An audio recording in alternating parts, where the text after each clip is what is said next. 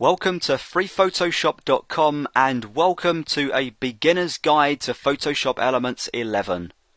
In this course we'll explore Adobe's consumer level image editing application in more detail than ever before, working through various real-world projects one step at a time. Whether you're new to the software or just someone wanting to hone in on their skills, I'm confident that this course will advance your knowledge and understanding and turn you into a confident, competent user who knows their way around the four key areas of Elements 11.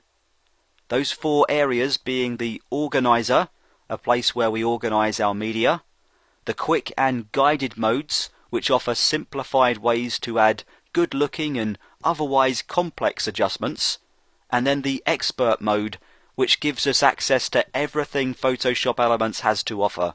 It's where you go when you know what you're doing. So we'll start off in the Organizer, where we'll look at how to import media so that we've got it available to us, and then how we tag it so we can find it later on when we need it.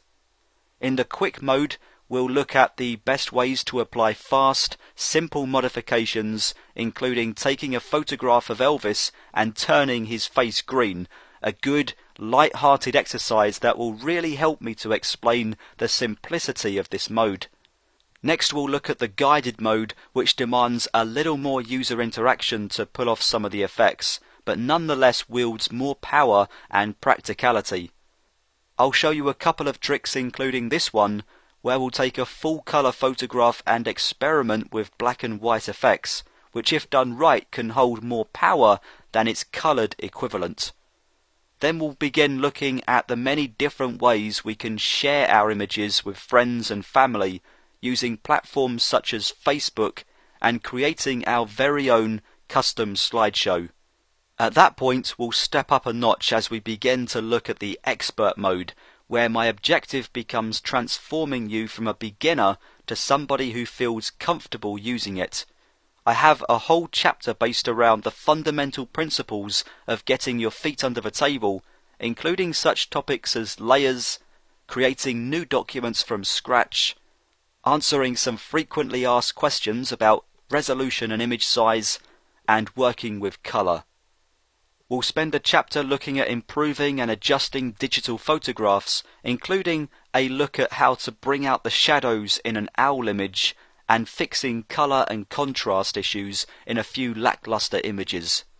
Once we're confident with editing the whole image, I'll take you through the many different ways of isolating specific regions in a file by using a selection outline.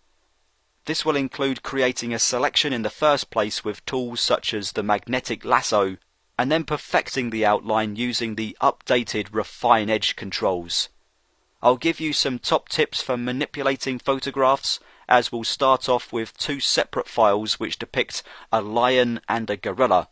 I'll show you how to move the gorilla into the lion image, reduce its size using the transformation controls, blend it into its new layer using some of the layer blending options available, and then finally heal away minor flaws using the healing brush.